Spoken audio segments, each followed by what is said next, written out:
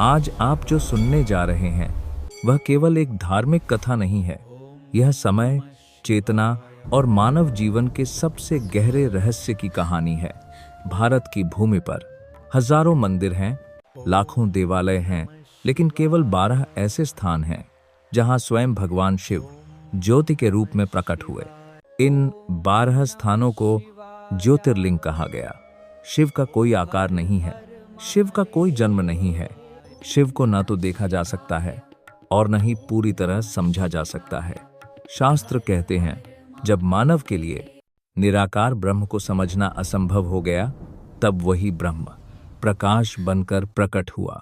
उस प्रकाश को कहा गया ज्योति, और जब वही ज्योति पृथ्वी पर स्थिर हुई तो वह बन गई ज्योतिर्लिंग। ज्योतिर्लिंग का अर्थ केवल पत्थर का लिंग नहीं है, यह चेतना का स्तंभ है। यह आकाश और पृथ्वी के बीच ऊर्जा का सेतु है। इसीलिए प्राचीन ऋषियों ने कहा, ज्योतिर्लिंग केवल पूजा स्थल नहीं बल्कि साधना स्थल हैं। यहाँ खड़े होकर मनुष्य अपने भीतर के अंधकार को स्पष्ट देख सकता है। अब हम बढ़ते हैं उस स्थान की ओर जहाँ राम और शिव एक हो जाते हैं। रामेश्वरम। रामेश्वरम तमिलनाडु में स्थित है। राम विष्णु के अवतार हैं, फिर भी उन्होंने शिव की पूजा की। यह संदेश स्पष्ट है, ईश्वर में कोई भेद नहीं। लंका पर आक्रमण से पहले राम ने यहाँ शिवलिंग की स्थापना की। यहाँ 22 तीर्थ कुंड हैं। इन 22 कुंडों में स्नान 22 प्रकार के कर्म बंधनों को शुद्ध करता है। रामेश्वरम सिखाता है कि शक्ति से पहले समर्पण आवश्यक है। रामेश्वरम सबसे सुंदर संदेश देता है कि ईश्वर दो नहीं है। भक्ति में विभाजन मनुष्य का है, ईश्वर का नहीं।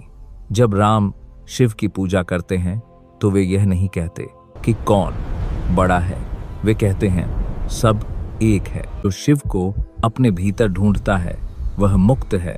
अगर यह यात्रा आपके भीतर कुछ जगह पाई हो तो इस ज्ञान को सहेज कर रखें।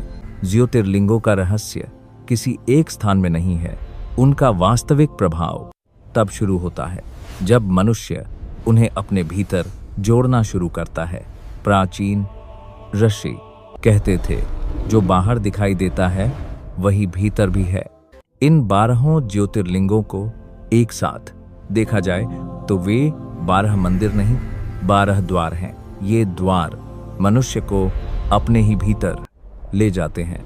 यही कारण है कि प्राचीन काल में ज्योतिर्लिंग यात्रा को तीर्थ नहीं तप माना गया।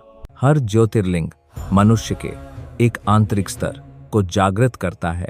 जब कोई व्यक्ति पूरे मन से इस मार्ग पर चलता है तो जीवन धीरे धीरे सरल होने लगता है। डर कम होता है, अहंकार पिघलता है और स्वीकार बढ़ता है। शिव कुछ मांगते नहीं हैं, वे केवल जागृत करते हैं। अंत में एक सत्य स्मरण रखें, शिव को मनाने की आवश्यकता नहीं है, शिव को पहचानने की आवश्यकता है। जब मनुष्य अपने भीतर ईमानदारी से झांकता है तब शिव वहीं मिल जाते हैं। जो शिव को मूर्ति में देखता है वह साधक है। जो शिव को अपने भीतर महसूस करता है वह मुक्त है। यदि यह यात्रा आपके भीतर कुछ शांति, कुछ स्पष्टता, कुछ मौन ले आई हो तो यही इस कथा की सफलता है। अगर यह ज्ञान उपयोगी लगा हो तो वीडियो को लाइक करें और ऐसे ही गहन पौराणिक यात्राओं के लिए हमारे चैनल को सब्सक्राइब करें।